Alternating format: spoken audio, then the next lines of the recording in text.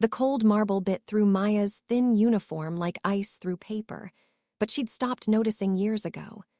Pain had become white noise, something her body processed while her mind drifted elsewhere. Like hunger, like exhaustion, like Alina Blackwood's razor-sharp voice slicing through the air every time she found a single water spot on the crystal. Again, do it again, Maya. Are you blind or simply incompetent? She pressed her cheek against the floor, inhaling the sharp sting of cleaning solution mixed with her own sweat. 28 years old and completely erased from existence. That's what Maya Chen had become, a ghost who scrubbed and polished and disappeared into corners, while people who never once glanced at her face lived their glittering lives above. Some nights, Maya caught herself checking mirrors just to make sure she still had a reflection. Maybe she'd finally dissolved into the wallpaper, transformed into another fixture in someone else's mansion. Another lamp, another vase, another thing. Tonight, the Blackwood estate hummed with frantic energy. A grand celebration, the kind where champagne flowed like water and laughter rang hollow as church bells. Security had tripled since morning. Men in tailored suits prowled the corridors, their expensive fabric failing to hide the weapons underneath. Their eyes swept every shadow, every doorway, every dark corner like wolves tracking prey. Maya slipped through the service hallway, making herself small the way she'd mastered over 6 months of survival in this house. Head down, shoulders curved inward, footsteps silent as snow falling. But then she smelled him. Cedarwood and bourbon, Italian leather worn soft with age, and something underneath all of it, something that made the fine hairs on her arms rise the way they do before lightning strikes. Danger, her instincts screamed. Apex predator, run. Lost your way. The voice came from behind her, low, smooth, rolling like distant thunder across an open field. Maya spun around, and reality tilted sideways. He stood in the shadows like he'd been born there. A figure carved from midnight and sharpened edges, nearly 6'4" of barely contained violence poured into a black suit that probably cost more than her yearly salary. Broad shoulders, aristocratic bone structure, a face that made you think of ancient swords, so beautiful you wanted to touch it, just to see how badly it would cut. But what stopped Maya's breath wasn't his beauty. It was his stillness. He didn't move, didn't blink, didn't even seem to breathe. He simply existed in that space like a jungle cat deciding whether the creature before him was worth the effort of a chase. "I'm sorry, sir." Her voice came out smaller than she wanted, cracking like thin ice. "I was just—" "Maya Chen." He cut her off, and the sound of her own name in that voice made her blood run cold. 28 years old, originally from Portland, Oregon. Parents died in a car accident when you were 17. Your younger brother passed 14 months ago. A pause. Those storm-gray eyes swept her pale face like searchlights. Kidney failure. Not enough money for the transplant he needed. The color drained from Maya's cheeks. "How do you?" "I make it my business to know everything about every person who moves through spaces I occupy." He stepped closer, and the hallway seemed to shrink around them, the walls pressing inward.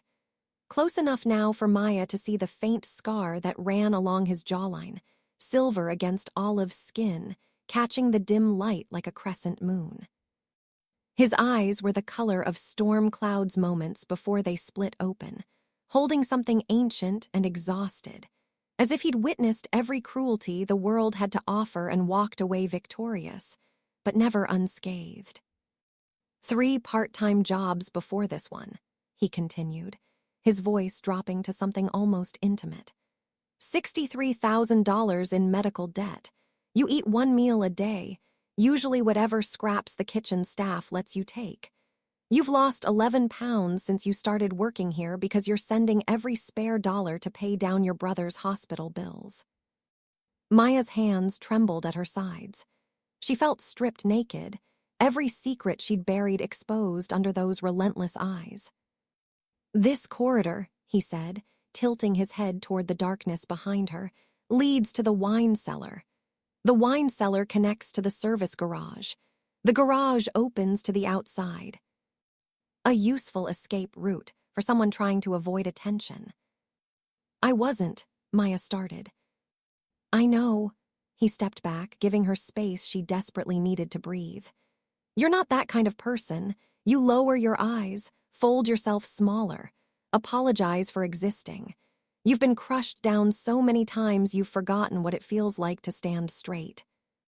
The words hit Maya like a physical blow. She wanted to argue, to defend herself, but the protest died in her throat because he was right. When had she become this person? When had she started apologizing for taking up space in the world? Mr. Ashford. Eleanor Blackwood's shrill voice shattered the moment like a hammer through a window. She appeared at the far end of the corridor, her face tight with barely concealed panic. I didn't realize you'd arrived early. Please, this way. Everything has been prepared for you. I'm having a conversation with your employee. His gaze never left Maya. Impressive training, very thorough. Eleanor's eyes found Maya, and the look in them promised murder. Maya, back to work now. Maya nodded, gathering her cleaning supplies with shaking hands. But as she turned to leave, he spoke again. Maya. She stopped, turned back, met those storm-gray eyes. Be careful on the floors tonight. They'll be slippery from the rain. His voice dropped lower, intimate despite Eleanor standing there, watching. And stay away from the 4th floor after 10 o'clock. Dangerous things happen in dark corners at parties like this. It wasn't advice. It was a command, delivered with the absolute certainty of a man who expected to be obeyed without question. But beneath that authority, Maya heard something else, something that sounded almost like concern. Then he was gone, following Eleanor down the corridor, leaving Maya trembling against the wall with her heart pounding so hard she thought she might collapse. 3 hours later, she would understand why he'd warned her. 3 hours later, she would find Dominic Ashford, the most powerful underworld king on the entire eastern seaboard, collapsed on the floor of the 4th floor study, one hand clutching his chest, his face gray as ash, whispering for her not to leave him to die alone. And Maya, the invisible girl, the woman who'd learned to run from trouble, would kneel beside the most dangerous monster in the city, cradle his head in her lap, and promise him he wouldn't face his final moments alone. She didn't know it was a test. She didn't know he was searching for something in her, something money couldn't purchase and power couldn't force. She only knew that, when a man gripped her hand and breathed the words, "Don't leave me," she couldn't turn her back and walk away. And that decision, that single moment when Maya chose compassion over survival, would change the entire trajectory of her existence. The party erupted at 9 o'clock sharp. The Blackwood estate transformed into something from a fever dream, bathed in golden light and drowning in the echo of classical music that drifted from the grand ballroom. Guests flooded through the doors like a perfumed tide, bringing with them the scent of expensive cologne and the hollow sound of manufactured laughter that bounced along the marble corridors. Maya moved through the crowd with a silver tray balanced on her palm, trying to be invisible the way she always was. But her eyes kept searching for one figure. She found him in the center of the ballroom, standing beside Richard Blackwood with a crystal glass in his hand. Dominic Ashford didn't need to speak a single word to dominate the entire room. His presence was like a black hole, pulling every gaze, every whisper, every shred of attention toward his gravity. Maya watched the way the most powerful men in the city lowered their heads when they approached him, the way they smiled too tightly, their voices dropping into careful deference, the way they never, ever turned their backs on him when they walked away. This wasn't respect. This was terror. The primal, bone-deep terror of prey standing before a predator who could end them with a single phone call. Eleanor Blackwood kept materializing at Dominic's side, laughing and talking as if they were the closest of confidants. But Maya noticed the way Eleanor's fingers clenched white around her champagne flute, the way her eyes kept darting toward her husband with a worry she couldn't quite suppress. Something was happening here, something far more dangerous than a society gathering. Maya lowered her head and kept moving, pouring champagne, collecting empty glasses, avoiding eye contact. She'd done this hundreds of times. She knew how to transform herself into a ghost, how to become furniture. But tonight, she could feel someone watching her. Every time she lifted her gaze, those storm-gray eyes were there, cutting through the crowd, finding her as if she were the only lighthouse in a sea of darkness. Dominic didn't look at her for long. Just a moment, a flash of connection, but it was enough to make Maya's skin burn, enough to make her heart skip a beat. Why? The question thundered through her mind. Why would a man like him even notice that I exist? 10:20. Maya was clearing glasses in a shadowed corner when a hand clamped around her wrist. Hard, rough, bruising. She turned and saw a middle-aged man, his face flushed crimson from too much whiskey, his eyes cloudy with something that made her stomach turn. "Hey there, sweetheart." His voice was thick, slurring. "Why don't you pour me a private drink, huh?" Maya tried to pull free, but he tightened his grip until his nails bit into her skin. "Please let go." Her voice wavered despite her efforts to keep it steady. "Sir, please."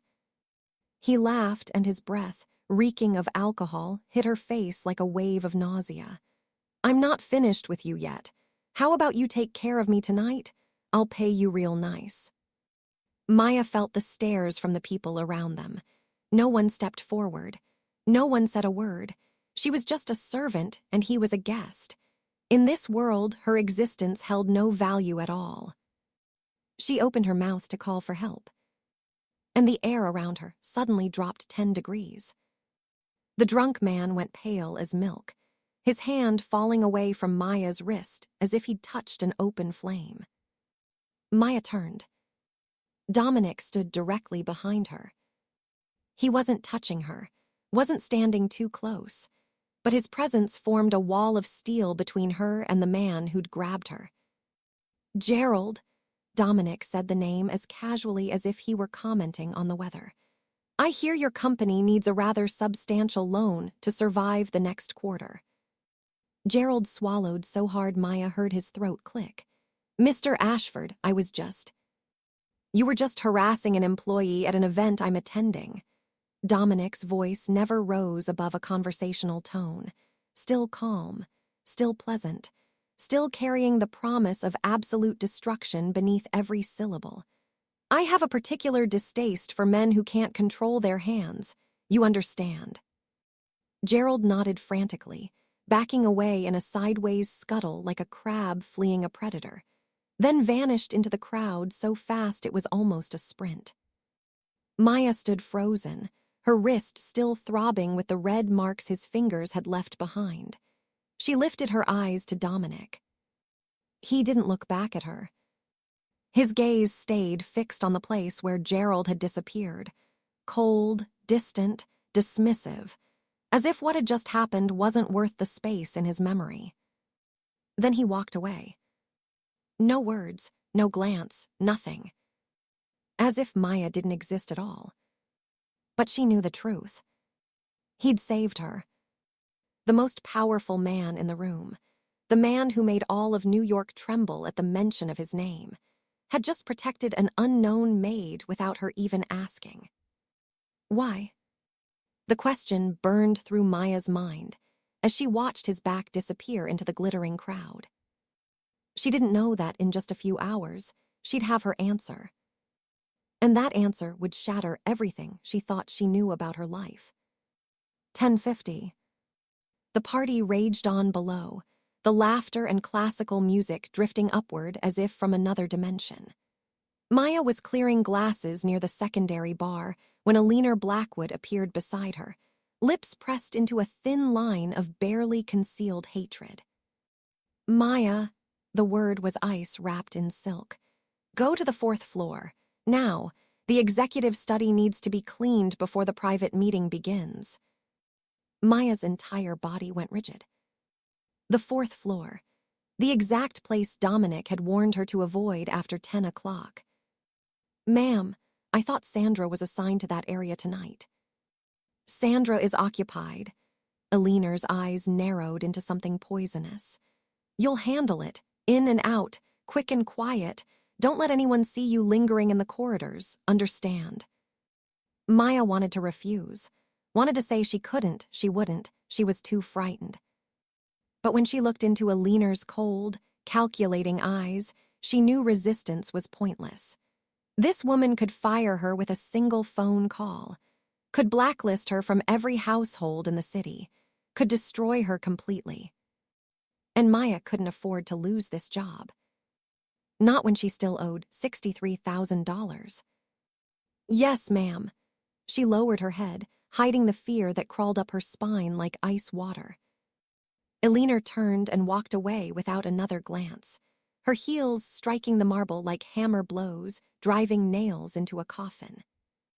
Maya stood there for a moment, watching her disappear. Stay away from the 4th floor after 10 o'clock. Dangerous things happen in dark corners at parties like this. She should listen. She should find an excuse, any excuse, to avoid going up there. But what choice did she have? Maya picked up her cleaning supplies and started toward the stairs. Each step felt heavier than the last. The music from below faded, replaced by a thick, suffocating silence that seemed to press against her eardrums. The corridor lights on the 4th level were dimmer than the others, casting long shadows across the walls like grasping fingers beckoning her forward. Maya felt the hair rise on the back of her neck. Something was wrong. The air up here was different, heavier, charged, as if the walls themselves were holding their breath, waiting for something terrible to happen. She stopped at the study door. Inside was pitch black, not a sound. Maybe the room was empty. Maybe she just needed to step in, clean quickly, and leave. Nothing to be afraid of. Maya took a deep breath, pushed the door open, and stepped inside. Her hand fumbled along the wall, searching for the light switch. The lights blazed on, and the world stopped. Dominic Ashford was on the floor. His body was curled tight, one hand clutching his chest, the other reaching out as if grasping for something to hold on to. His face had gone the color of wet concrete, drained completely of blood, sweat slicking his forehead. Those storm gray eyes that were usually so cold and controlled were wide now, filled with pain and something that looked terrifyingly like fear. Help!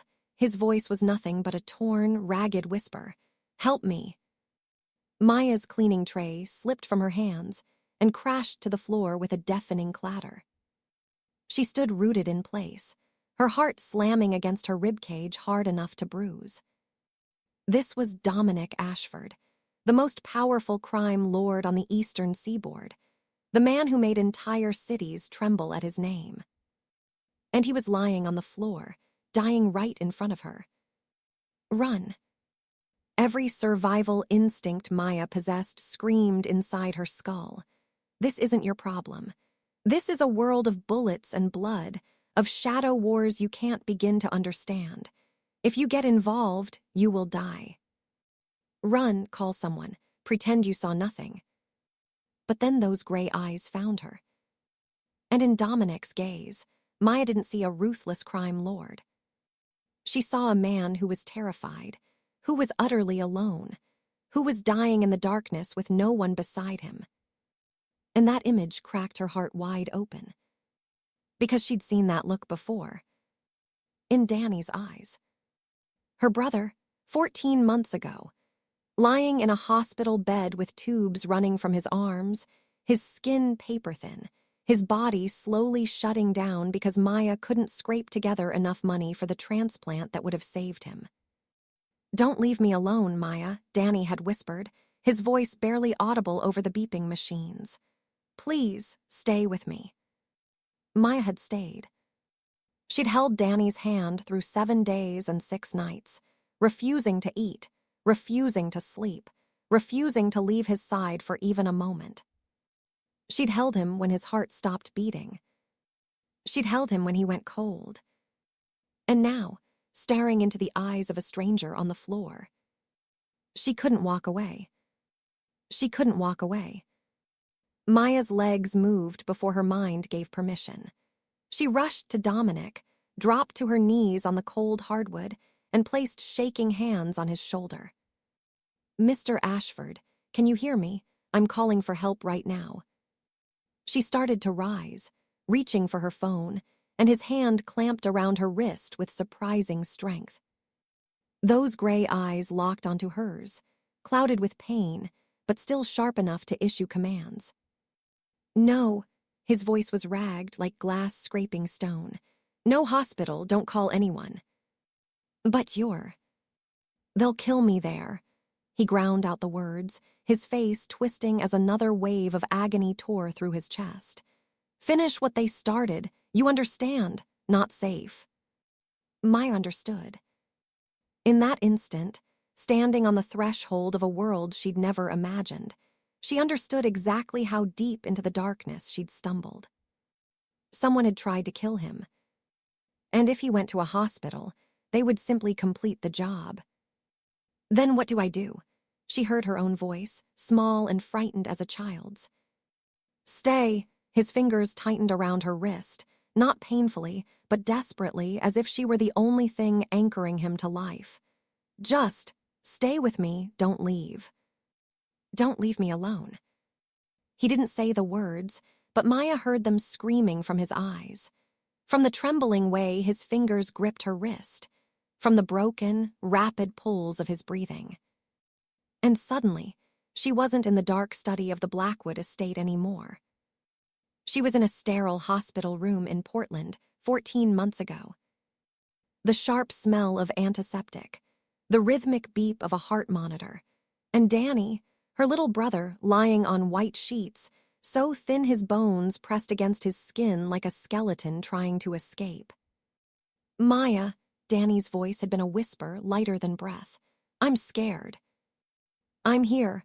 Maya had clutched his ice-cold hand, tears streaming down her cheeks.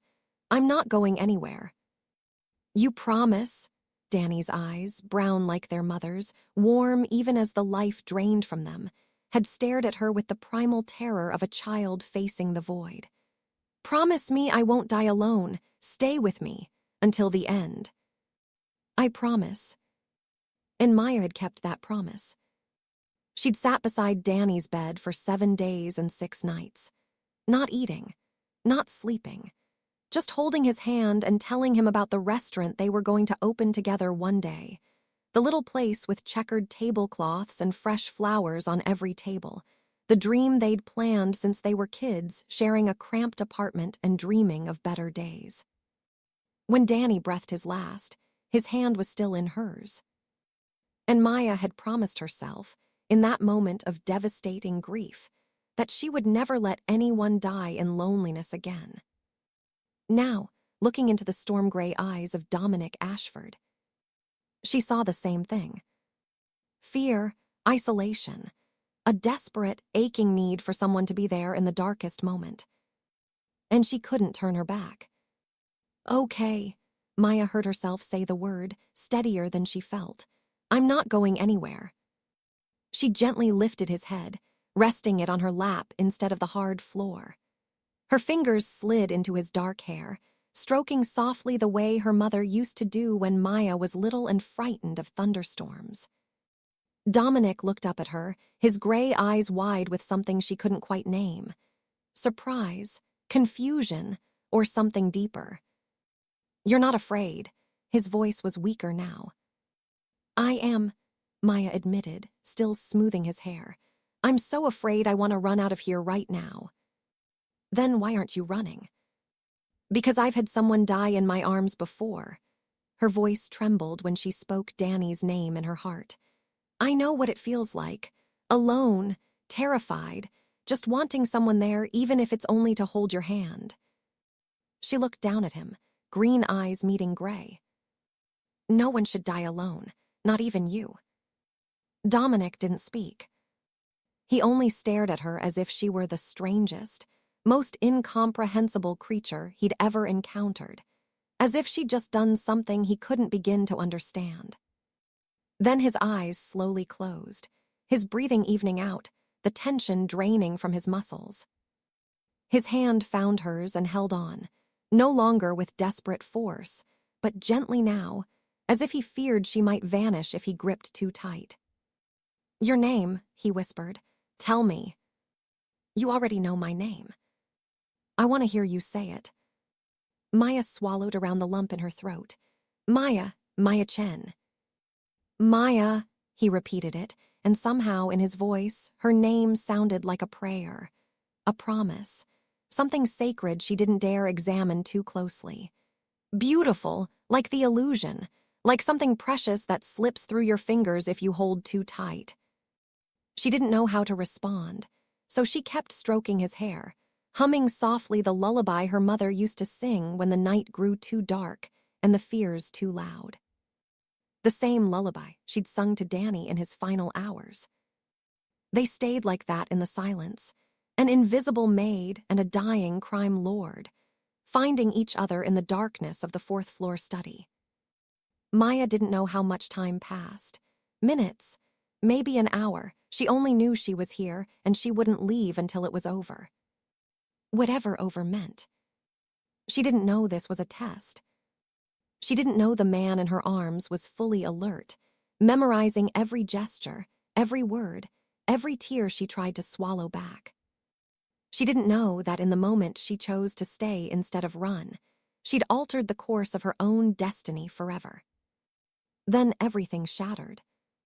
One moment, Dominic lay motionless on her lap, his breathing thin and labored, his face gray as ash.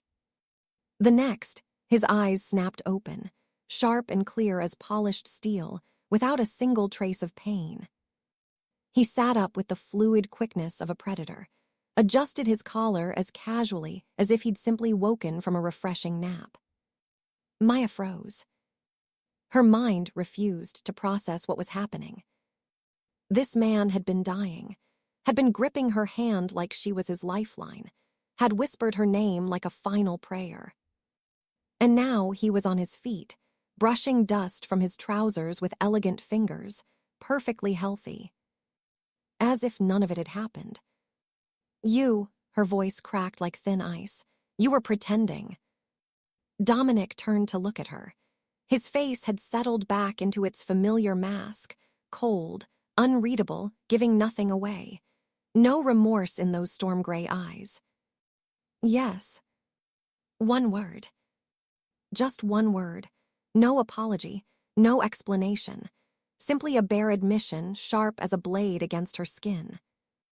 Maya felt as if she'd been slapped. She surged to her feet, her legs trembling so violently she nearly fell. But fury, white-hot, blinding fury, kept her upright. The rage she'd crushed down for years. Through every time she'd been stepped on. Through every night she'd cried alone for Danny, for her parents, for an unfair life that never stopped taking. "You were pretending," she said it again, louder, shaking with anger. "You lay there holding my hand, looking at me like you were about to die, and it was all an act." "It was a test." Dominic's voice remained calm as still water. "A necessary one." "Necessary."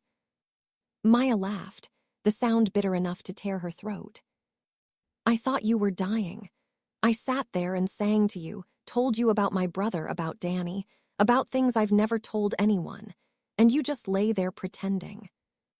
She stepped forward and shoved his chest with both hands. Dominic didn't budge, didn't even sway, like shoving a concrete wall. She didn't care. She shoved him again, and again, tears streaming down her cheeks now, and she didn't bother wiping them away. "Who do you think you are?" Her voice broke. "You think you have the right to play with someone's feelings like that? I was so scared, I thought I might die from it. Do you understand? I saw my brother in your eyes, I relived the night he left me, and it was all some sick game to you. Dominic let her push. Let her rage. His gray eyes never left her face, not for a single second. Then, when she finally stopped, breathing hard, soaked in tears, completely emptied, he spoke. It wasn't a game. His voice was still low, but something in it had shifted. Softer, almost gentle. It was the only way I know to find the truth. What truth? Maya snarled. The truth that you're a psychopath who likes to fake dying for entertainment. The truth that you're the only person in 14 months who hasn't disappointed me. Maya went still. 14 months. Dominic stepped closer, his voice dropping. I've been watching you for 14 months, Maya. Since the day you applied to work here. I know you give your lunch to Jorge because he sends money to his sick mother in Guatemala. I know you stayed late 3 weeks ago to help Sandra scrub the East Wing ballroom because she was crying over her daughter's college tuition. I know you gave the homeless man on the corner the only $10 you had for the entire week. Maya backed up a step, her spine hitting the wall.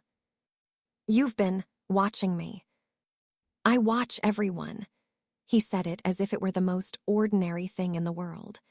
But you're the only one who made me stop, the only one who made me look, the only person in this rotting world I've seen stay kind when no one else is watching. So what? Maya swallowed hard, trying to pull herself together. You found a kind person, and now you want to what? Own her. Lock her in a golden cage so you can study her like some specimen. No, Dominic shook his head. I want someone truly beside me, not because of my money or my power or because they're terrified of what I might do, but because they genuinely want to be there. He lifted his hand, slowly, as if approaching a frightened animal, and his fingertips brushed her cheek so gently Maya almost thought she'd imagined it. I'm tired, Maya. His voice was rough now, stripped of its usual control. Tired of wondering who will betray me next. Tired of seeing smiling faces with daggers hidden behind their backs. Tired of being completely alone in rooms full of hundreds of people. You're Dominic Ashford. Maya said it as if the name explained everything.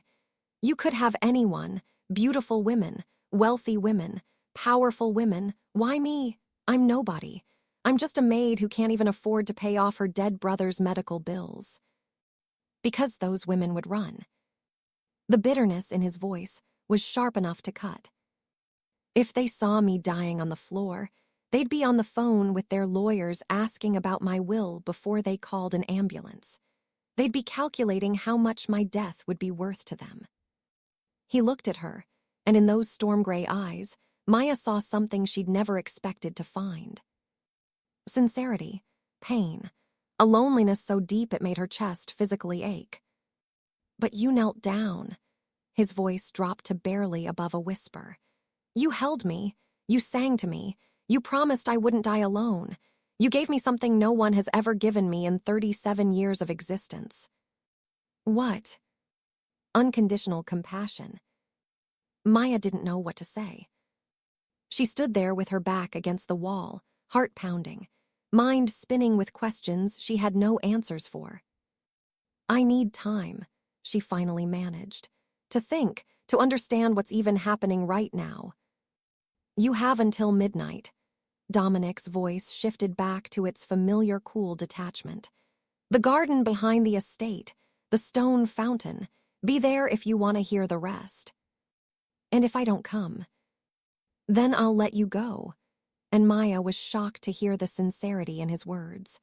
I'll erase your debt, find you a better job, a decent apartment. I'll disappear from your life completely, as if I never existed.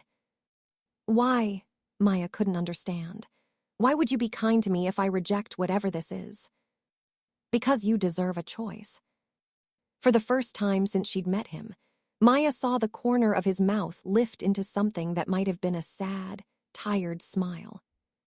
Your entire life, you've never truly been allowed to choose anything for yourself, always shoved into corners by circumstances, always forced to accept whatever scraps life threw in your face. I won't be another person who forces you. He turned and walked toward the door. Midnight, Maya, the fountain, don't be late. The door closed behind him, leaving Maya alone in the study with a hurricane of thoughts screaming through her skull. She looked at the clock on the wall. 11:07. Less than an hour to make a decision that would completely reshape her existence. Marry a crime lord she barely knew, or walk away with freedom and a fresh start. Insane.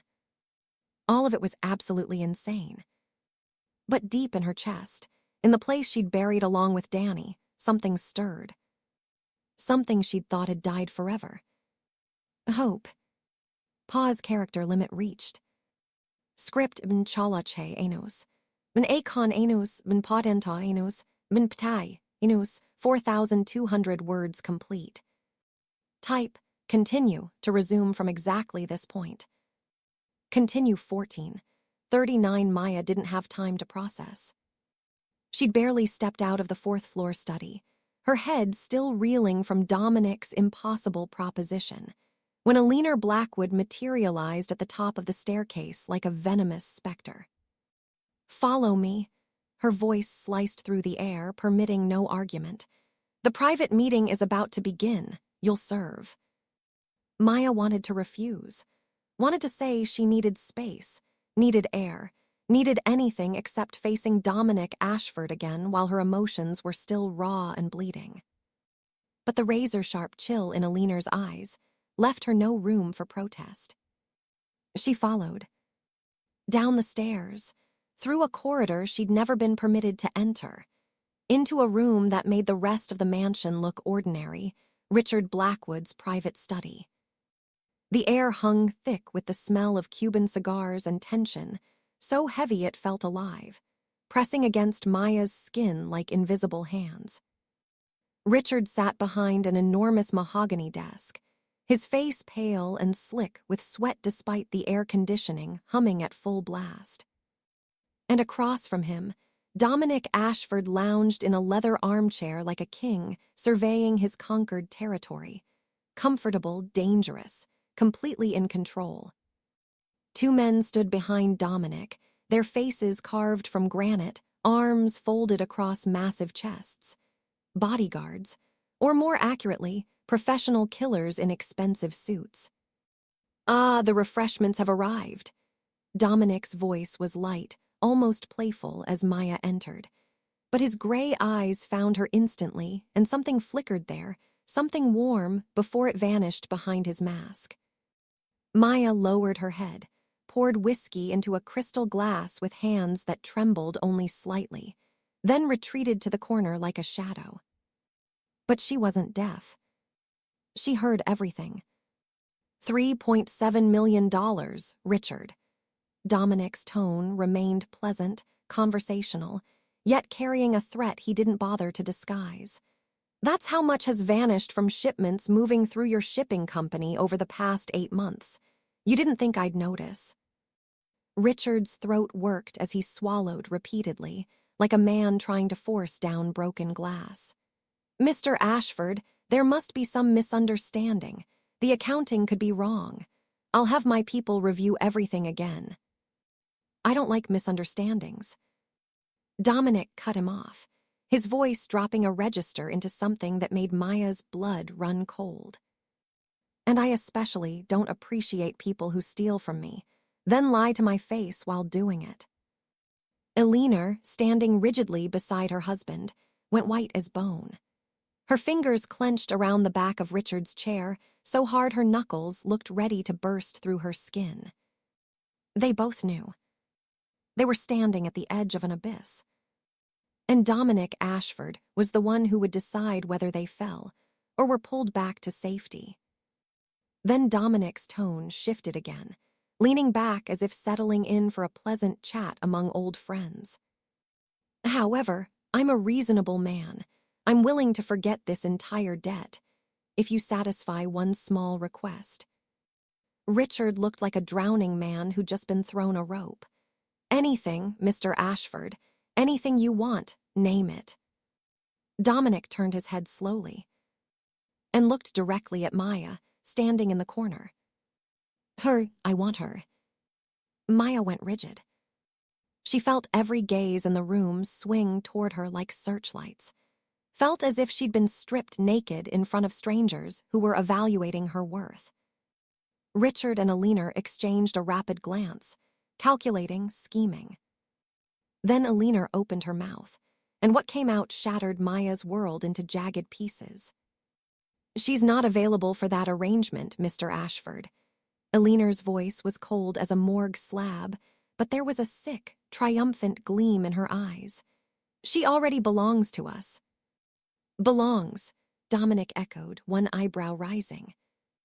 Alina walked to a filing cabinet in the corner, retrieved a thick manila folder, and placed it on the desk in front of Dominic with a poisonous smile.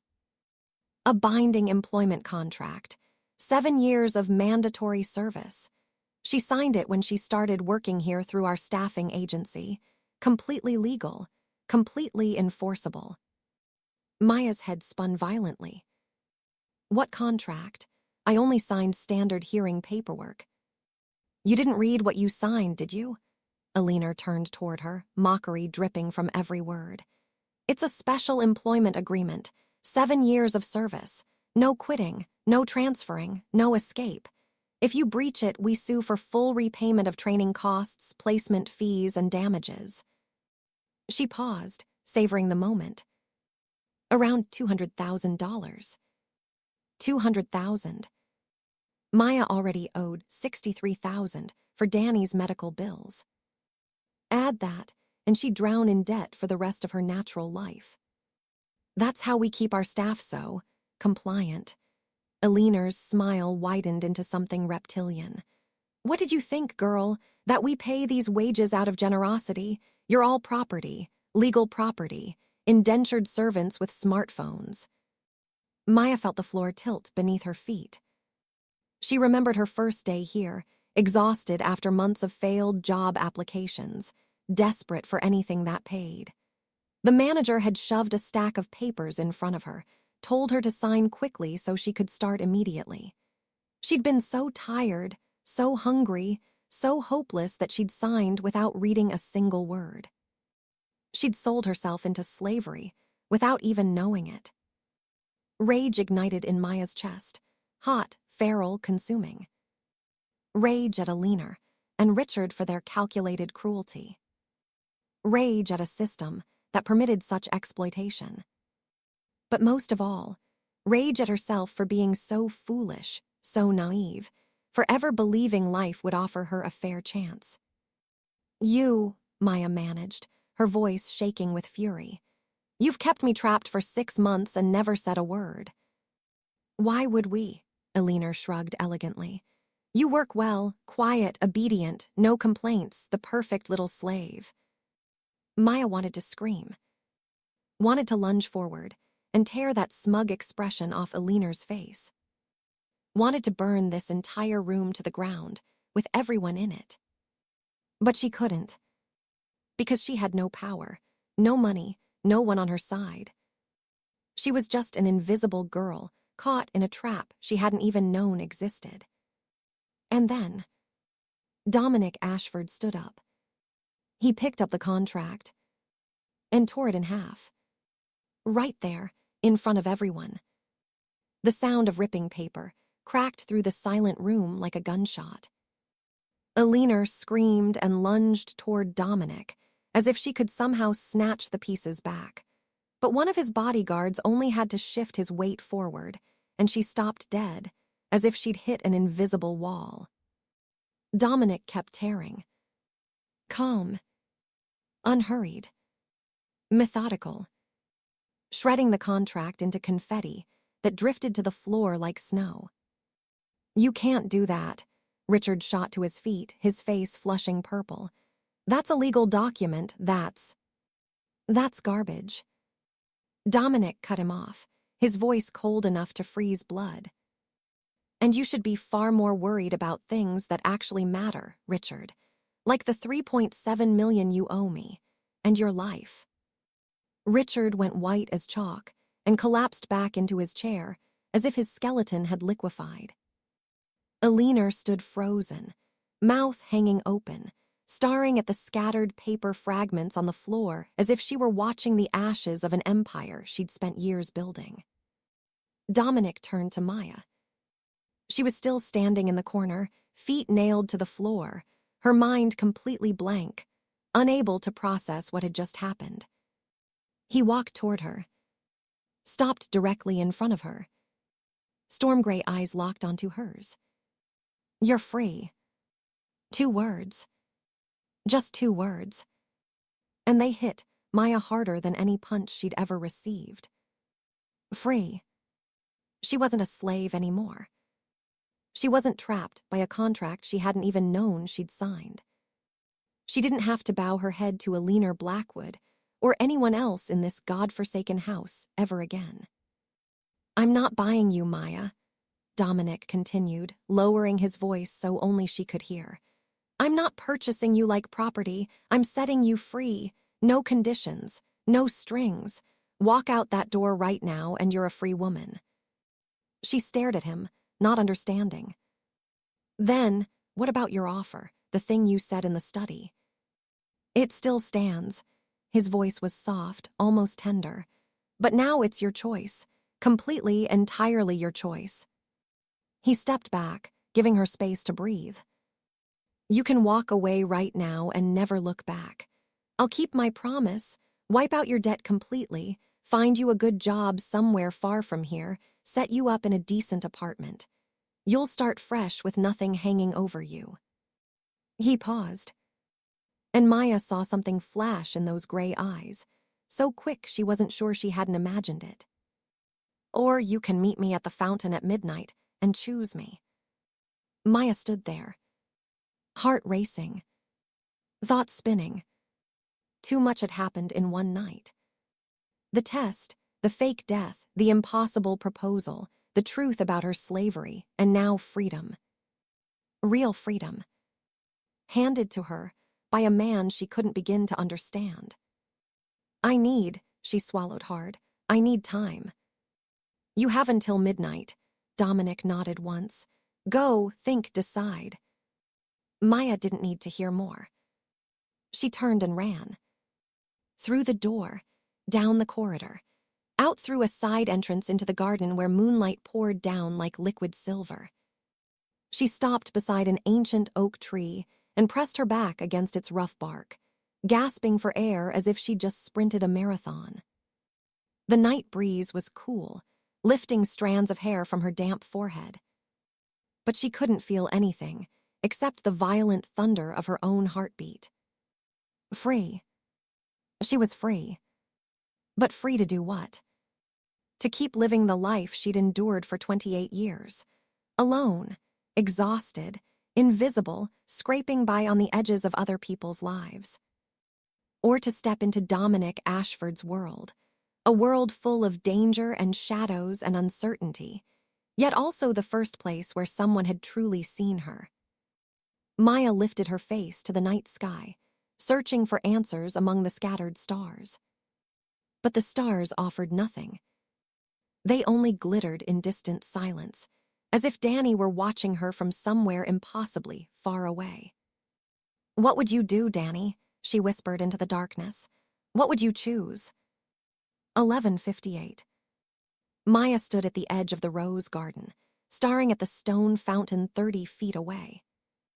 Moonlight poured down like molten silver, casting a ghostly sheen over the white roses that lined the pathway.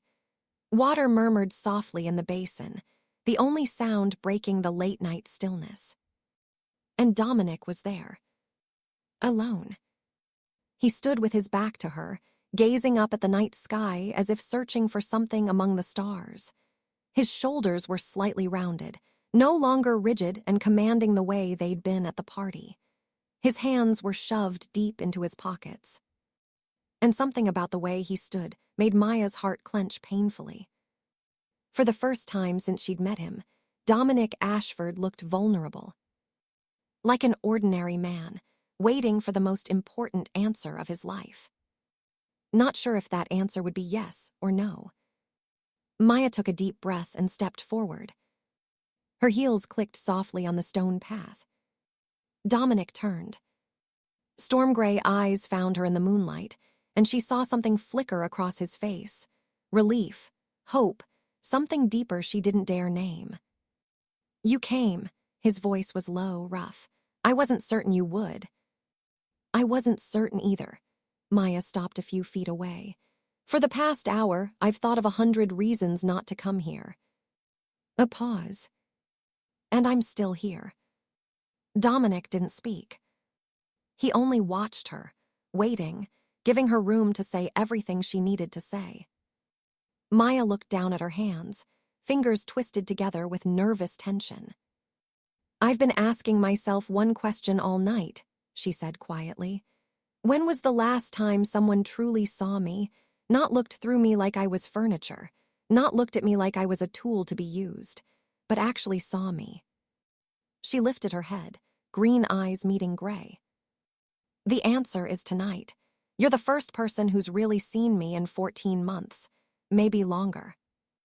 Dominic stayed silent, but Maya noticed his jaw tighten, saw his fingers curl hard inside his pockets. You know I give my food to Jorge, she continued. You know I cry on Danny's anniversary. You know I'm scared and lonely and exhausted down to my bones. You know all the ugliest parts of me. Her voice cracked. And you're still standing here, waiting for me. Because those parts aren't ugly, Dominic finally spoke, his voice rougher than usual. They're proof that you're still human, Maya. In this rotting world, that's rarer than diamonds. What about you, then? She stepped closer. Are you still human, Dominic Ashford?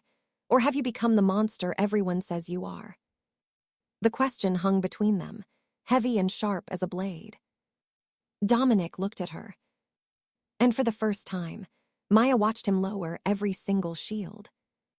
No cold crime lord, no dangerous predator. Only a 37-year-old man, exhausted and lonely down to the marrow of his bones. My mother was murdered when I was 11. His voice was distant, detached, as if he were speaking about someone else entirely. Right in front of me. She was the only person in this world who loved me without conditions, without expectations, without wanting something in return. And I had to watch her die. Couldn't do anything to stop it. Maya felt pain flare sharp in her chest. Dominic. My father was killed 6 years ago. He kept going as if he hadn't heard her. Betrayed by the man he trusted most, his best friend, his brother in everything but blood. He paused. After that, I stopped trusting anyone. I couldn't, because every time I trust, every single time I let someone close, I lose something that matters.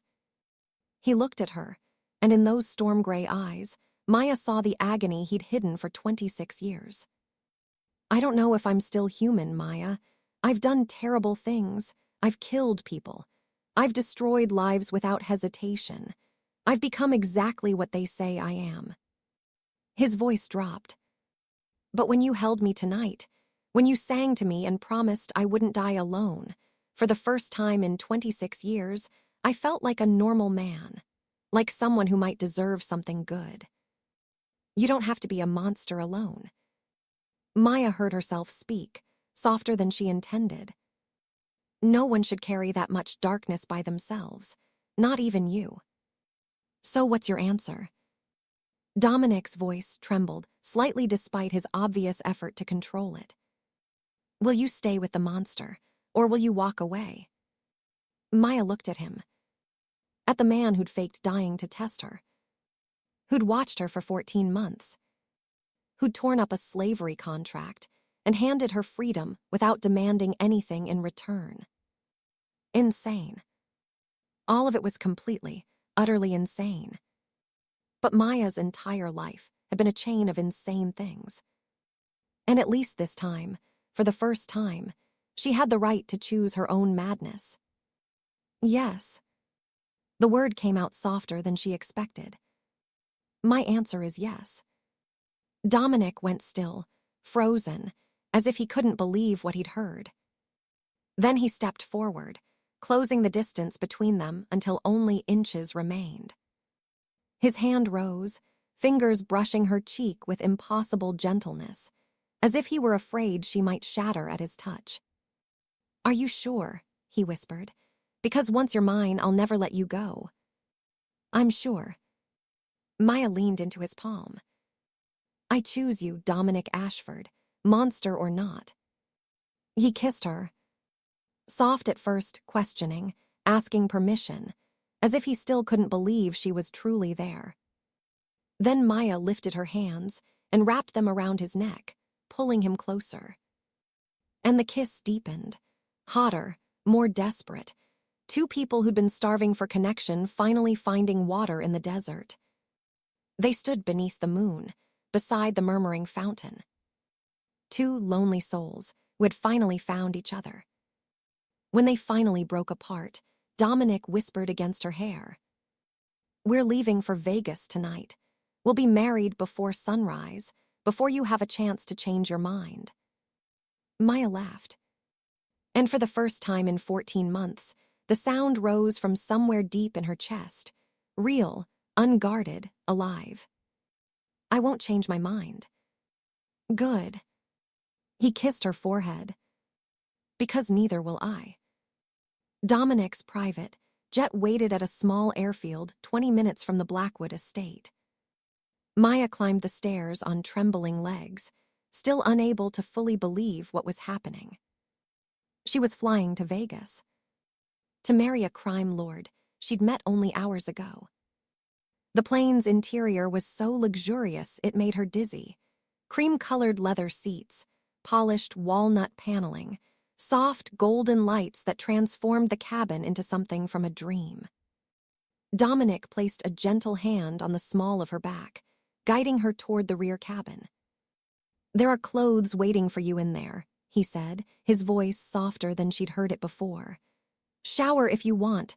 Change, rest. The flight's about 4.5 hours."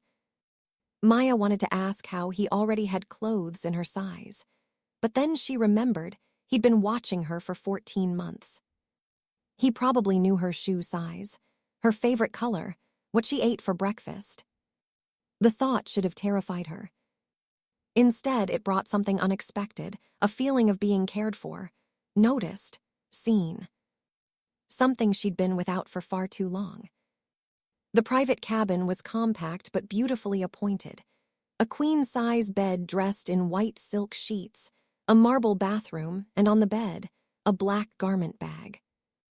Maya unzipped it. Her breath caught in her throat. Inside was a dress made of ivory silk, simple but perfectly elegant. Not a traditional wedding gown with layers of lace and crystals, but something that whispered sophistication. The way the silk fell, soft as flowing water, made it more beautiful than anything Maya had ever worn. She showered quickly, letting the hot water wash away the sweat and terror of the long night. When she looked in the mirror, she saw a different woman staring back. Not the exhausted maid in the wrinkled uniform. Someone brighter, someone with hope in her eyes. Maya slipped into the dress, startled by how perfectly it fit, as if it had been tailored specifically for her body. She left her hair down, dark waves falling past her shoulders, and didn't bother with makeup because she didn't know how to apply it anyway. But when she looked at her reflection again, she thought maybe that was enough. Maybe she didn't need to be anyone but herself. When she stepped out of the private cabin, Dominic was sitting in his seat, gazing out the window at the endless stretch of night sky. He turned at the sound of her footsteps, and Maya watched his gray eyes widen. Watched him swallow hard, as if she'd stolen the breath from his lungs. Beautiful. One word. But the way he said it made her cheeks burn. "I knew you would be, but this..." He shook his head slowly, as if he couldn't find words large enough to contain what he was feeling. Maya settled into the seat across from him, her hand unconsciously smoothing the silk over her thigh. They were quiet for a moment, but it wasn't uncomfortable silence. It was the silence of two people learning how to exist in the same space. "Tell me about your mother," Maya said finally. Not how she died, how she lived. Dominic looked at her, surprised by the question. Then he leaned back, his gray eyes going distant, traveling into memory. She loved to cook. His voice was softer than Maya had ever heard it. Every Sunday, she made fresh pasta from scratch, even though we had a private chef, even though she didn't have to lift a finger. She said cooking with your hands was a way of showing love without words. He paused, swallowing around something caught in his throat. She used to sing while she cooked, old Italian songs I never understood the words to, but I still remember the melody. Sometimes in the middle of the night when I can't sleep, I still hear her voice in my head. Tears rose in Maya's eyes. Not from pity, but from understanding. She understood what it meant to miss someone, so much you could still hear them in your dreams. Danny loved cooking too. Her voice trembled slightly. He dreamed about opening a little restaurant in Portland, near the neighborhood where we grew up. He planned every detail, the checkered tablecloths, the fresh flowers on each table. His signature dish was going to be his grandmother's beef stew, because it was the first thing he ever learned to make. Maya paused, drawing a careful breath. After he died, I couldn't even look at a kitchen without wanting to cry. I buried his dream with him because I thought I didn't deserve to live it when he wasn't here. Dominic reached across and took her hand. His palm was warm and steady, anchoring her to the present. Maybe you were wrong. His voice was gentle. Maybe living his dream is how Danny still exists, through you, through what you create with your hands. Maya looked at him, at the sincerity shining in those gray eyes. And she understood why she'd said yes. Not because he was rich or powerful, but because he understood.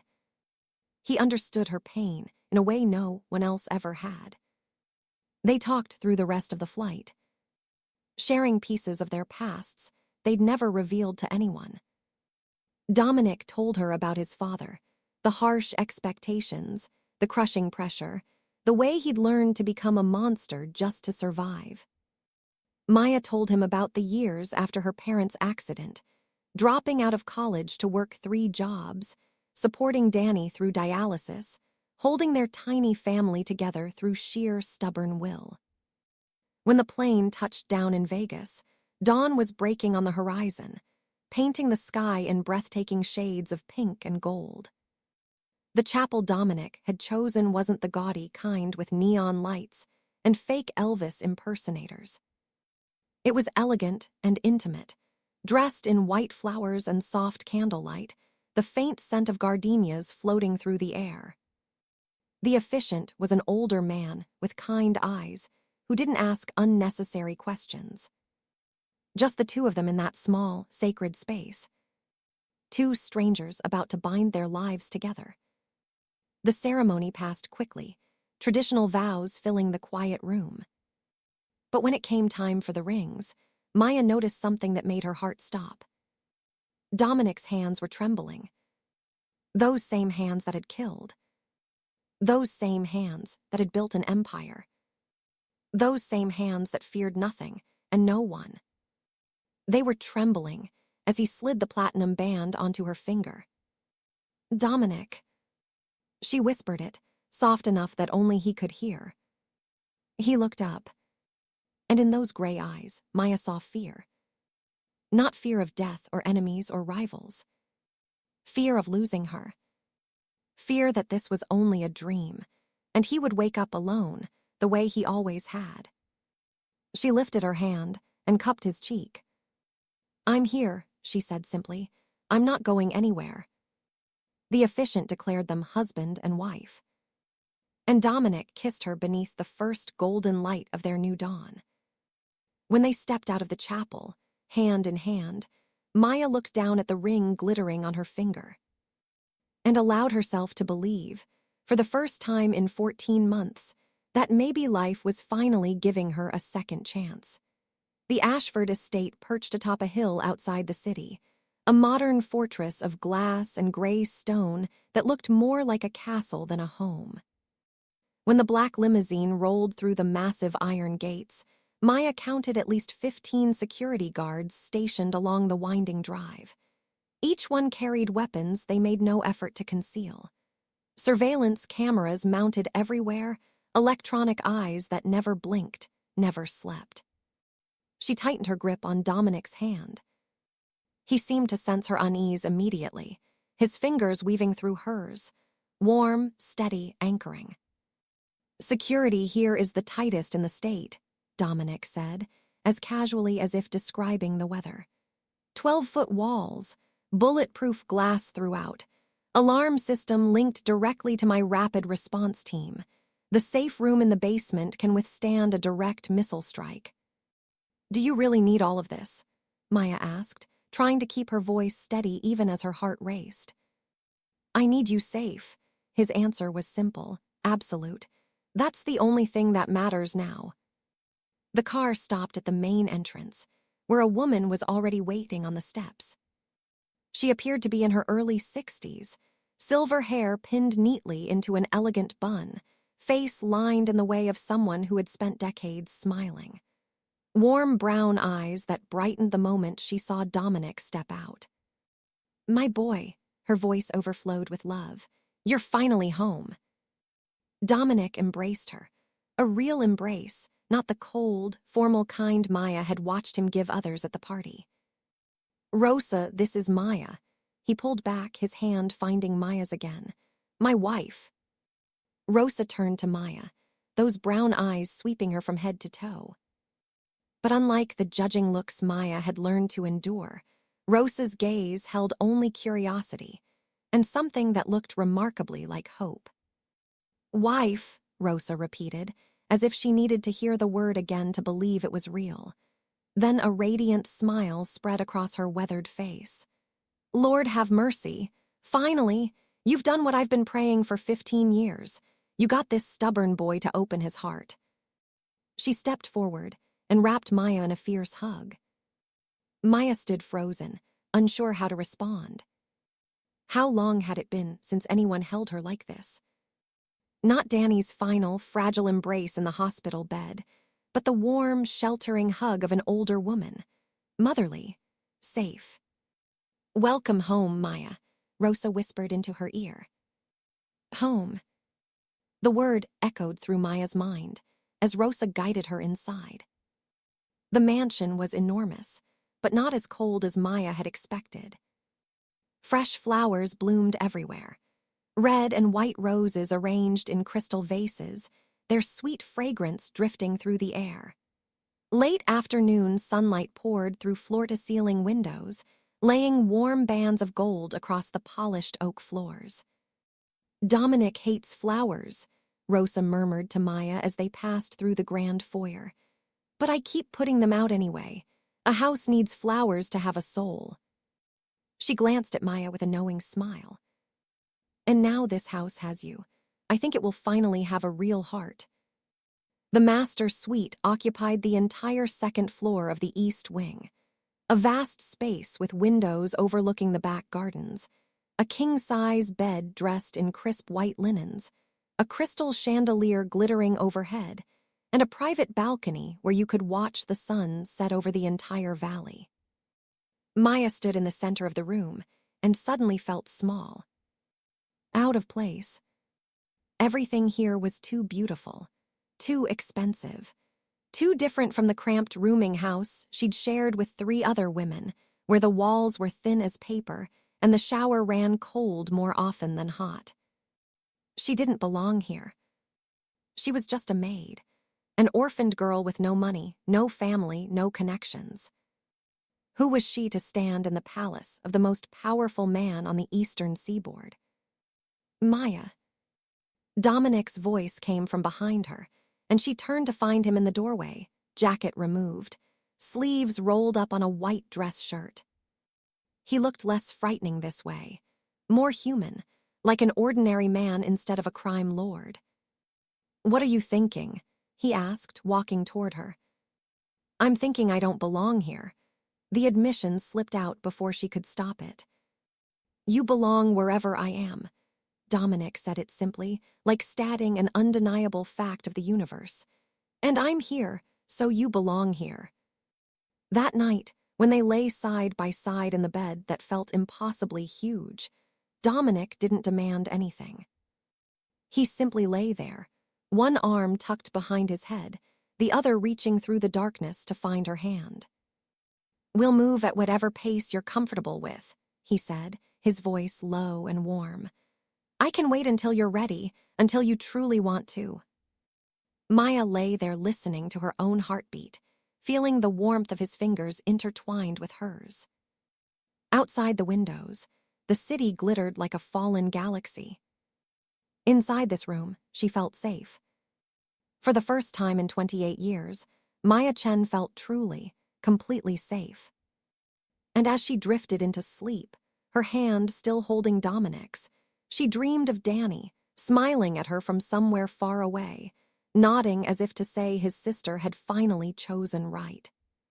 The family meeting took place the following afternoon in Dominic's private study. Maya entered the room with butterflies swarming violently in her stomach, her hands clenched behind her back to hide their trembling.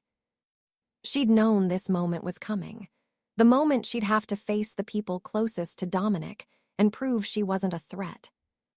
But knowing didn't make it any easier. Two figures waited inside. The man by the window was built like a fortress, broad-shouldered, black hair cropped military short, dark eyes as cold as Arctic ice. He looked at Maya the way you'd examine an insect that needed to be crushed, open contempt written across every sharp angle of his face. The woman on the leather sofa appeared younger, perhaps early 30s, with long black hair and gray eyes so similar to Dominic's that Maya knew immediately they shared blood. Her beauty was sharp and dangerous, like a blade polished to lethal perfection. "Maya," Dominic placed a steadying hand on her lower back, guiding her deeper into the room. "This is Marco Benedetti, my right hand, and Valentina Ashford, my cousin." Marco didn't bother with greetings. He simply folded his massive arms across his chest, those frozen eyes sweeping Maya from head to toe. "So this is the woman you married overnight." His voice was low, rough, dripping with disdain. "A maid, no family, no money, no power, no connections whatsoever." His lips curled. "Have you completely lost your mind, Dominic?" "Marco," Dominic's voice dropped into warning territory. "It's fine." Maya heard herself speak, surprised by how steady she sounded compared to the chaos inside her. "Let him talk. I want to hear all of it." Marco raised an eyebrow, apparently surprised she didn't crumble under his glare. He stepped closer, looming like a wall, deliberately using his considerable height to press down on her. "I've been with Dominic since we were 12 years old." Every syllable carried a warning. "I've killed for him, nearly died for him, protected him from people who wanted to put a knife in his back, vipers hiding behind masks of friendship and love." His eyes narrowed. "Who do you think you are to deserve standing beside him?" "Marco," Dominic started forward. "That's enough." But Maya lifted a hand to stop him. "Let me," she met his eyes. "He has every right to doubt me, they all do." Valentina, who'd been silently observing from the sofa, finally spoke.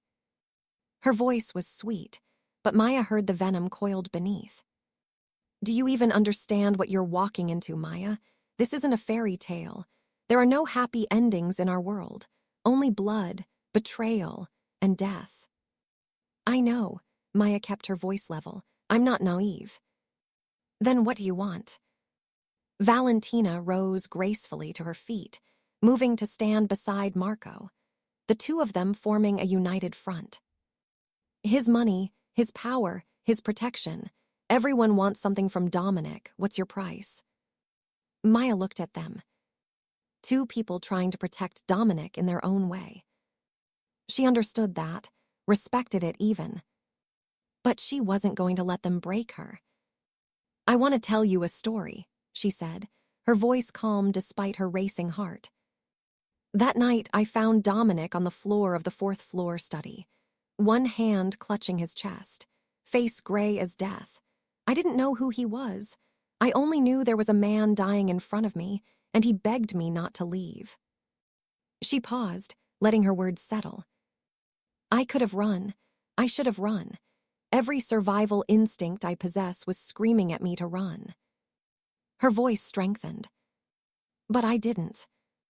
Why? Marco's voice was still cold, but something had shifted in his eyes. Curiosity, perhaps. Because my brother died in my arms 14 months ago. Maya's voice trembled when she spoke Danny's name. I held him while he took his last breath. I promised him he wouldn't be alone. And when I looked into Dominic's eyes that night, I saw the exact same fear.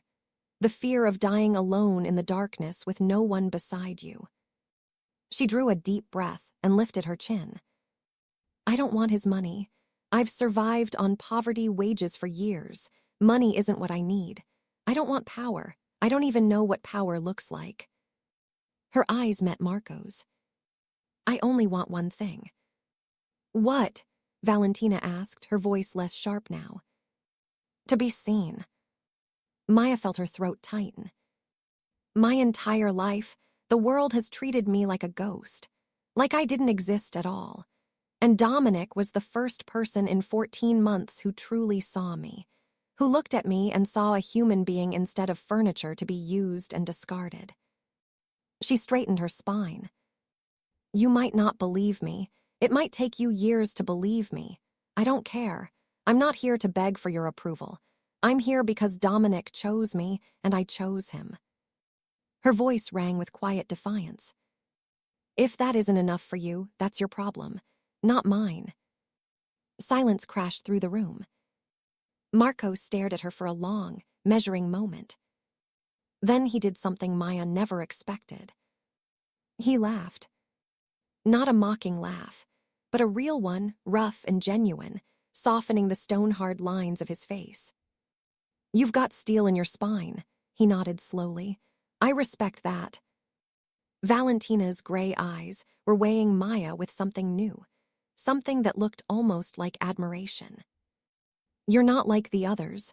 A faint smile touched her lips. They would have cried, tried to flatter us, begged for acceptance.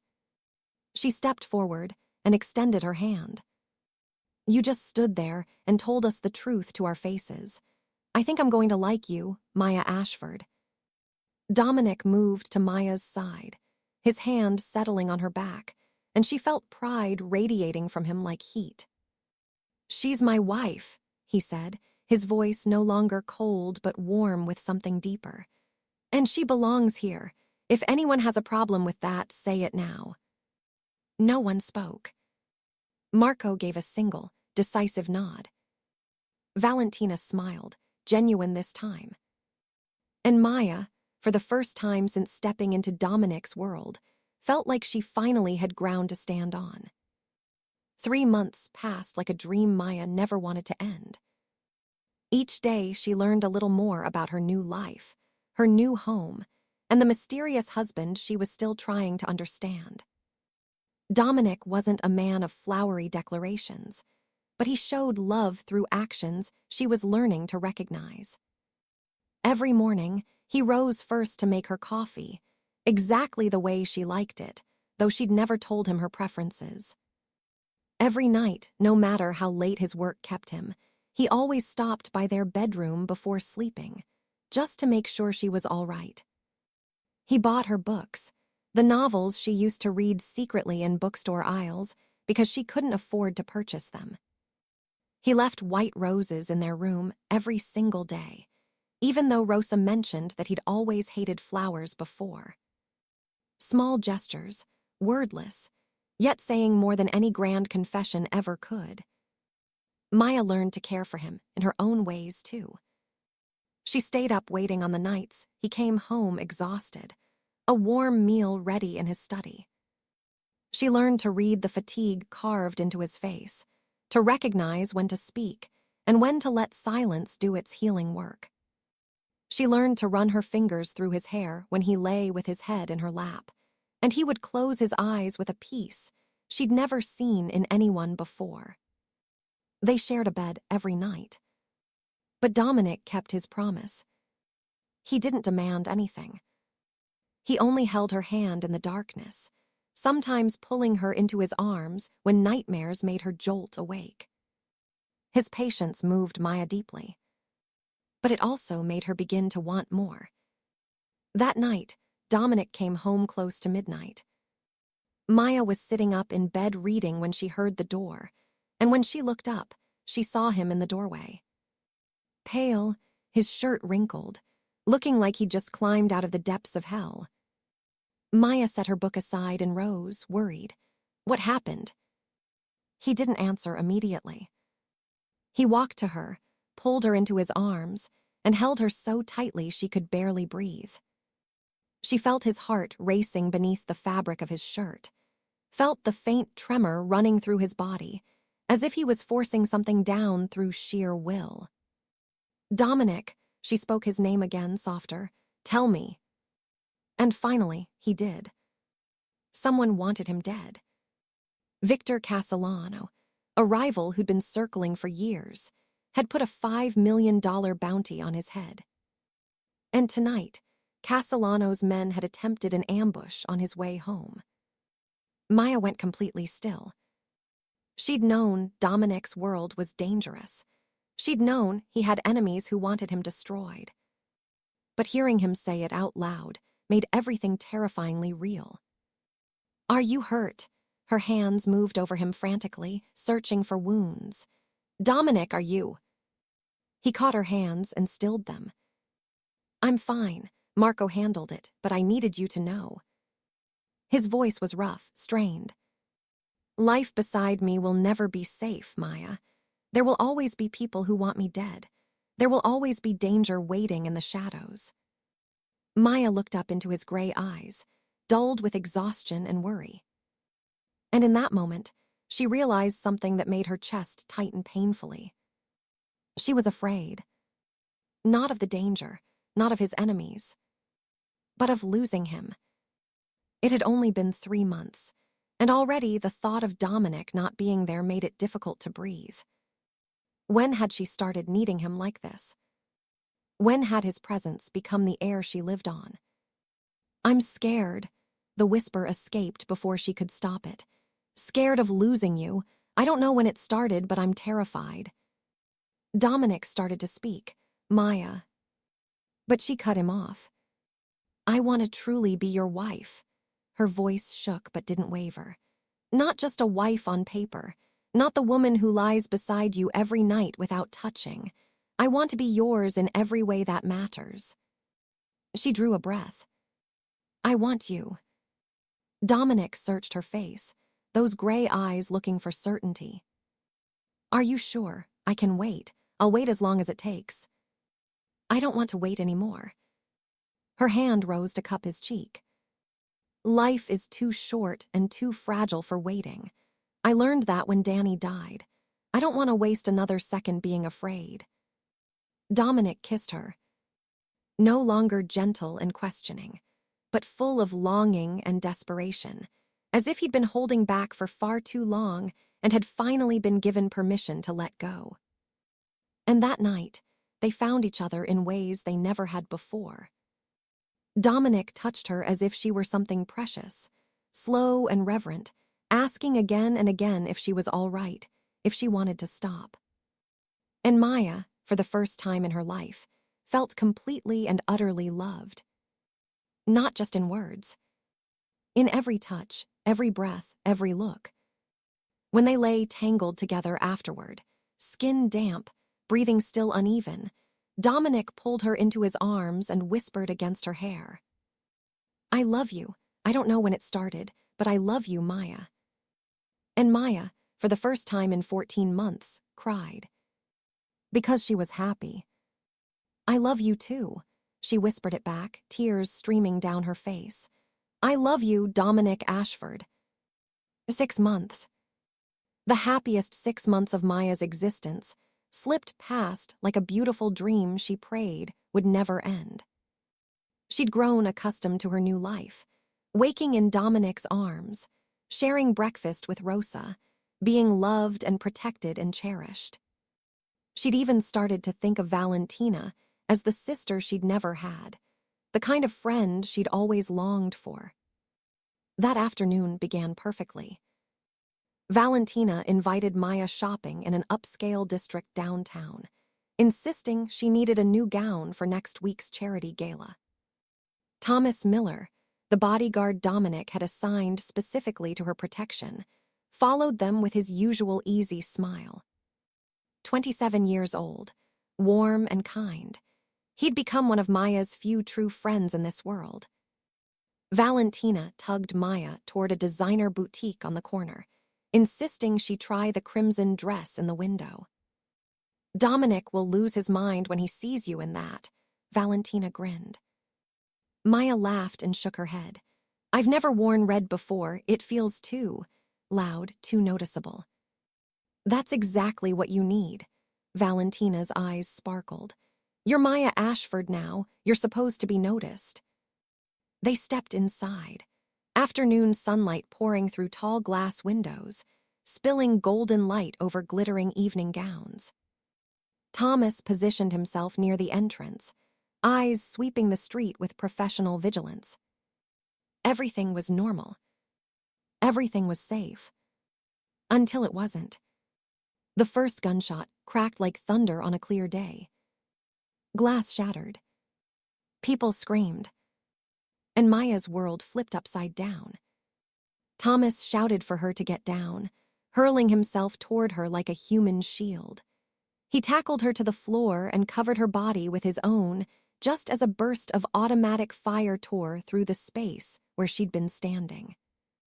Shards of glass rained down like crystal knives. Maya screamed Valentina's name, searching desperately through the chaos. I'm fine. Valentina's voice came from behind the cashier counter. She'd already drawn a pistol from her designer handbag and was returning fire through the demolished storefront. The gunfire continued, deafening, unreal, turning the elegant boutique into a war zone. Thomas lay over Maya, one arm wrapped protectively around her, the other hand firing toward the attackers. Maya felt something warm and wet soaking through her clothes. When she looked down, she saw blood. Thomas's blood. Thomas, she tried to push him off so she could see the wound. Thomas, you're... Stay down. His jaw clenched with pain, face gone pale. Don't move, backup is coming. Everything felt like a nightmare. Gunshots, shattering glass, screams of panicked shoppers scattering in all directions. Maya pressed against the cold floor, glass fragments biting into her back, Thomas's blood spreading across her shirt. And she thought, this is it. This is how I die. Then the shooting stopped, as abruptly as it had begun. Tires shrieked on pavement outside. Police sirens wailed in the distance, and footsteps, familiar, furious, desperate, pounded through the wreckage. Maya. Dominic's voice tore through the chaos, raw with desperation and fear. Maya. Maya forced herself upright, gently easing Thomas aside. I'm here, she called out. Dominic, I'm here. Dominic appeared amid the shattered glass and overturned displays, his face white as paper, his gray eyes wild with a terror she'd never witnessed before. He dropped to his knees beside her, hands shaking as he checked every inch of her for wounds. Are you hurt? Is this your blood? Where are you? It's not mine. Maya grabbed his hands, trying to steady him. It's Thomas's, he shielded me. He.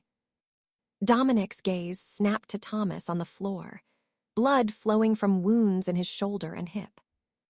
Marco was already there, pressing hard against the injuries while calling for an ambulance. He'll make it, Marco reported. Bullets missed everything vital, but he needs a hospital, now. Dominic nodded once, then turned back to Maya. And for the first time since she'd known him, she watched him cry. Not sobbing, not falling apart. Just silent tears slipping down his cheeks as he pulled her into his arms and held her so tight she couldn't breathe. I thought I lost you. His voice broke. When I got the call, when they told me there was a shooting, I thought you were gone. I thought. I'm here. Maya held him just as fiercely. I'm still here. I'm not going anywhere. Then Dominic's voice hardened, shifting from fear to cold, lethal rage. It was Castellano. The words came out like ice. His men, he dared to touch you. He released her and stood. And Maya watched the transformation happen before her eyes. The gentle husband, who held her hand through the night, vanished. This was Dominic Ashford, the crime lord, the monster the entire eastern seaboard feared. I'm going to kill him. His voice was terrifyingly calm. I'm going to burn his entire empire to ash. Maya rose to her feet and caught his hand. Look at me. When he did, she saw the storm of fury raging in those gray eyes. I don't need revenge. I need you safe. I need you with me. I need you not to do something reckless that gets you killed. Dominic stared at her for a long moment, then drew a deep breath and pulled her close again. It will never happen again. His voice was rough against her hair. I swear to you, no one will ever be allowed to touch you again, even if I have to burn this entire world to the ground.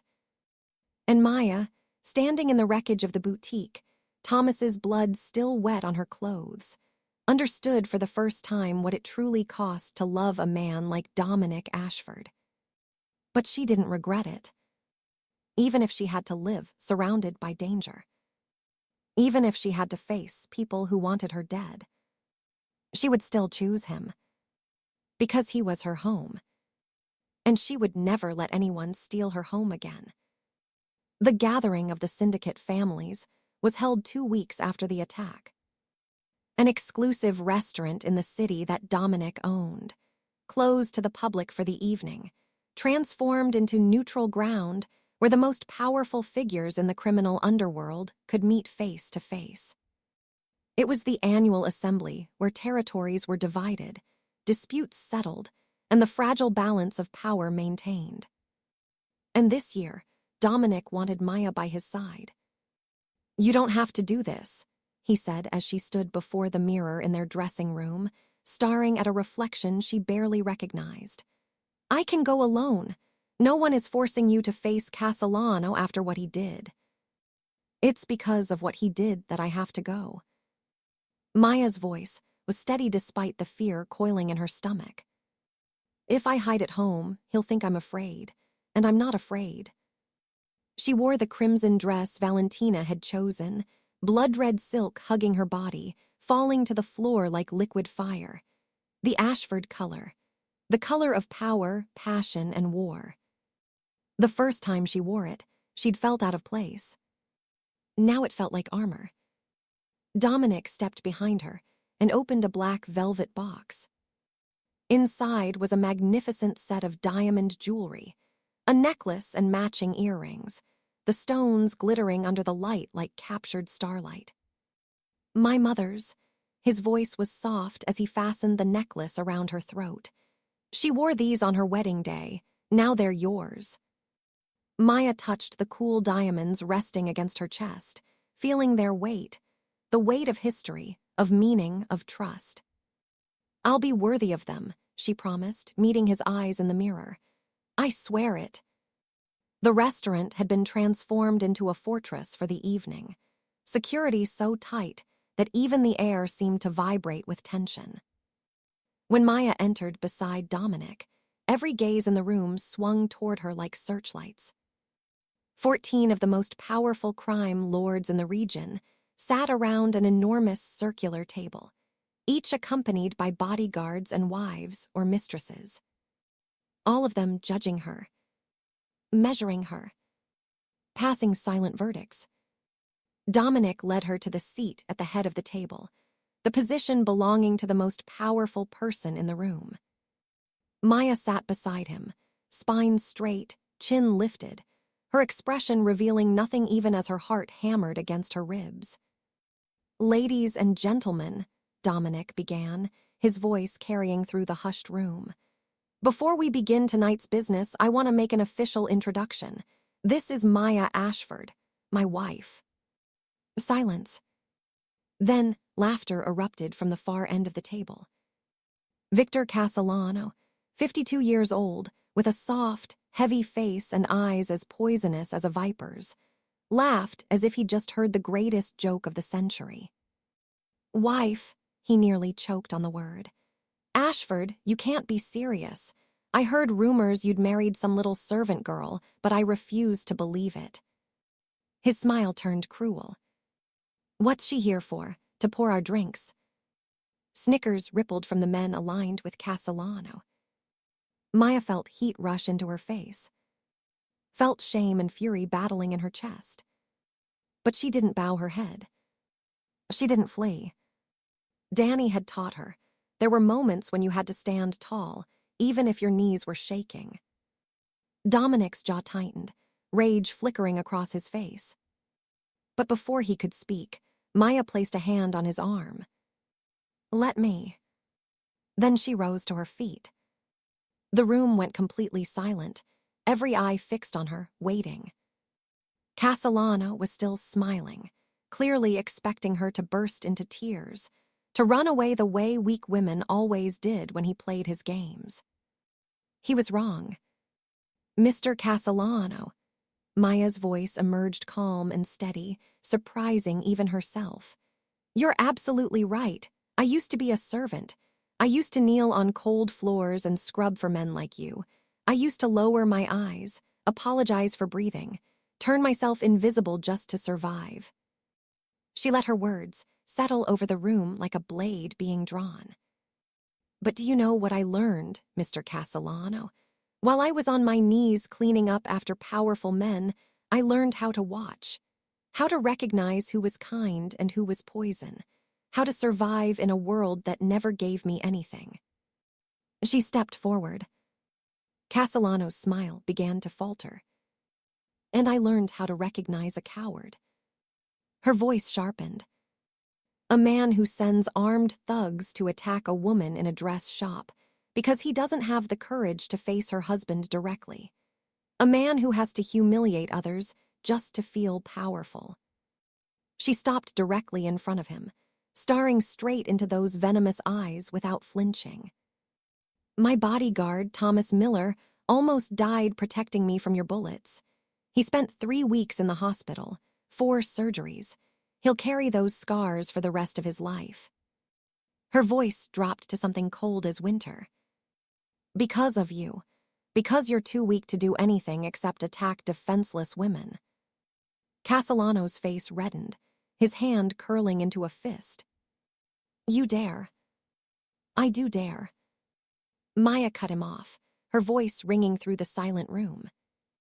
"I dare to stand here, look the man who tried to kill me directly in the eyes, and tell him he doesn't scare me." She turned and swept her gaze across every face at the table, one by one. "You want to call me a servant? Go ahead, but you will respect my position, because I am Maya Ashford, Dominic Ashford's wife. Any move against me will be answered as a move against the entire Ashford family." Her voice rose with quiet, unshakable authority. "That applies to everyone in this room. I may have come from nothing, but I stand here tonight as your equal. If anyone has a problem with that, say it now." Absolute silence. No one spoke. Then from a corner of the room, an older boss with silver hair began to clap. Slowly at first, then faster. Another joined, then another, until the entire room filled with applause. All of it for her. Maya returned to her seat, her legs slightly unsteady, but her head still held high. Dominic looked at her, and in his gray eyes, she saw something she'd never seen there before. Not just love, not just pride. Respect. "You just did what no one in this room has ever managed to do," he whispered, low enough that only she could hear. You just shut Victor Castellano up. Maya allowed herself a small smile. I learned from the best. And when the meeting continued, no one in that room dared look at her like a servant again. They looked at her like a queen. 8 months after the syndicate gathering, Maya's life had transformed in ways she never could have imagined. She wasn't the invisible maid anymore. She was Maya Ashford, the woman who'd silenced Victor Castellano in front of 14 of the most powerful crime lords in the region. She was Dominic's wife, part of the Ashford family, loved by Rosa, cherished by Valentina, respected even by Marco. And yet, deep inside her, there remained an empty place she'd never been able to fill. A hollow shaped like Danny. Like the dreams she'd buried with her brother 14 months ago. That morning, Dominic told her to wear something comfortable because he wanted to take her somewhere. She didn't ask questions. She'd learned to trust his surprises. They drove through the city, across the river, into a quiet neighborhood lined with trees just beginning to turn gold with autumn. Small, charming shops pressed close together along the main street. Dominic pulled up in front of an empty storefront on the corner. Big glass windows, a cheerful blue awning, a for-lease sign in the door. There was nothing particularly special about it. And yet something made Maya's heart begin to race. "Come with me," Dominic said, opening her door. They stepped inside together. Maya looked around. The space was bare, but flooded with natural light from the large windows. Exposed brick walls. Original hardwood floors, worn but solid. High ceilings with vintage tin tiles that made the room feel warm and intimate. She could picture it immediately. Small tables scattered throughout. A long wooden counter along one wall. The smell of fresh-baked bread and herbs and butter drifting through the air. "Dominic, this is." "Yours." He pressed a brass key into her palm. "Your restaurant, if you want it." Maya stood frozen, staring at the key as if it were something from another dimension. She didn't understand. She didn't dare understand. "What are you saying?" "I remember what you told me about Danny." Dominic's voice was gentle, infinitely gentle. "About his dream of opening a little restaurant. About how you buried that dream with your brother because you thought you didn't deserve to live it without him."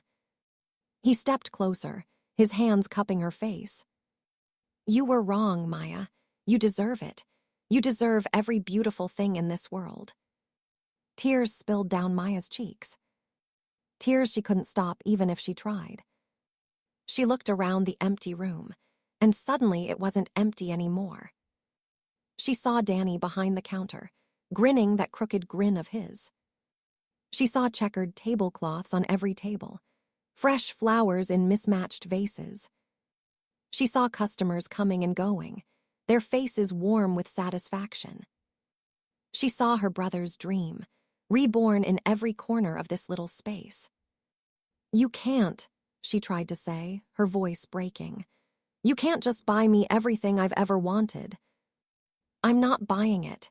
Dominic wiped her tears with his thumbs. "I'm investing in you, in your dream, in the future you deserve to have." He pulled her close.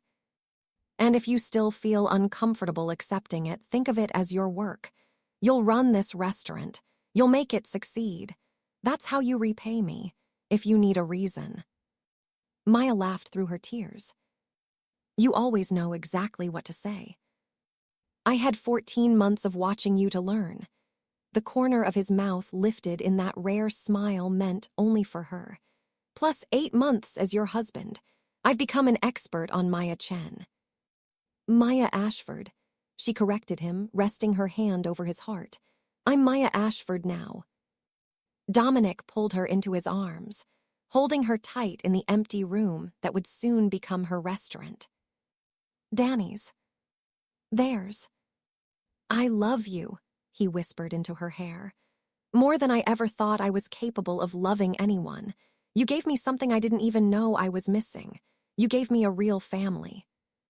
I love you too, Maya whispered back, tears still falling, but no longer from grief. I love you, Dominic. Thank you for seeing me. Thank you for giving me this dream. Thank you for bringing Danny back to me like this.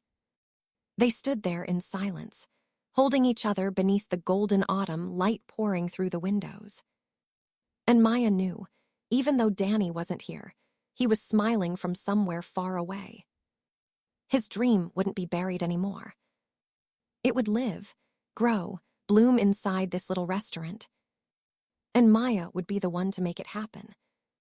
For Danny, for Dominic, and for herself. 1 year later, Chen's kitchen had become one of the most beloved spots in the city.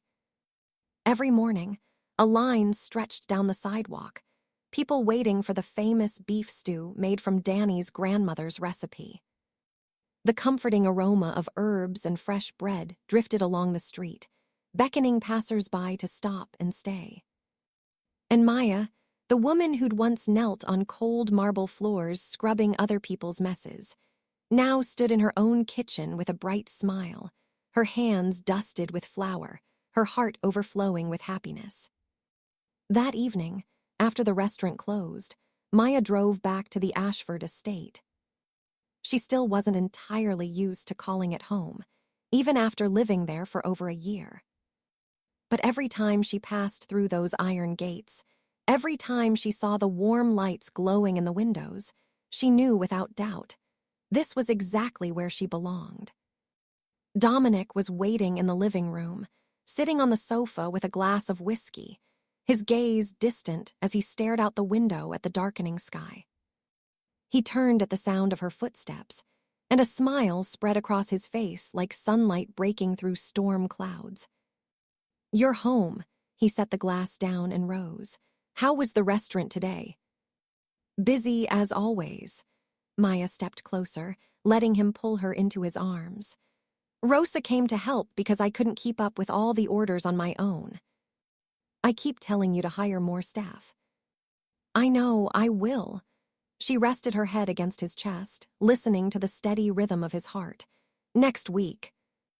They stood like that for a while, holding each other in the vast living room as evening light painted everything in shades of amber and gold.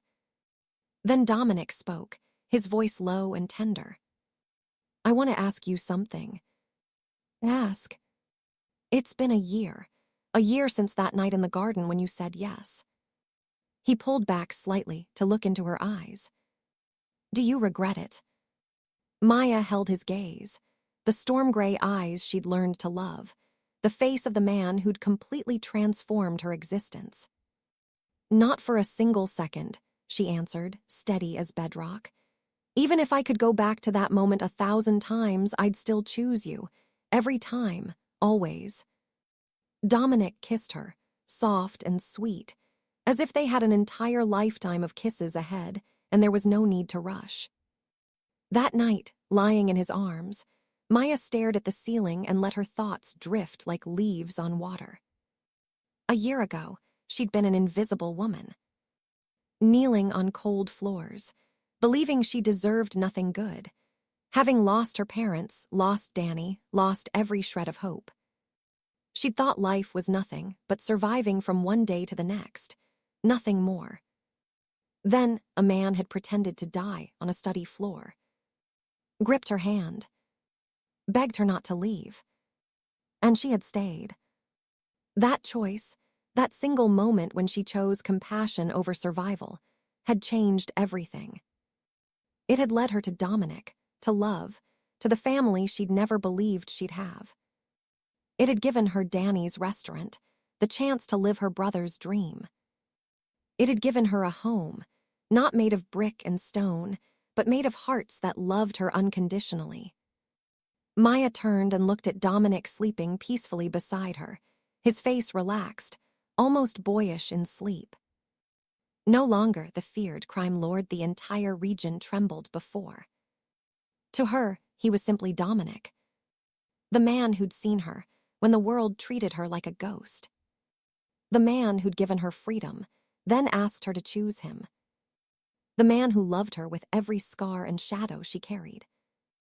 her monster, her husband, her home, forever. Maya and Dominic's story teaches us that sometimes the most extraordinary things grow from the most unexpected places. That compassion can alter the course of a destiny. That everyone deserves to be loved and truly seen, no matter where they come from. And that in a world that can be harsh and unforgiving, keeping a kind heart is the greatest strength any person can possess.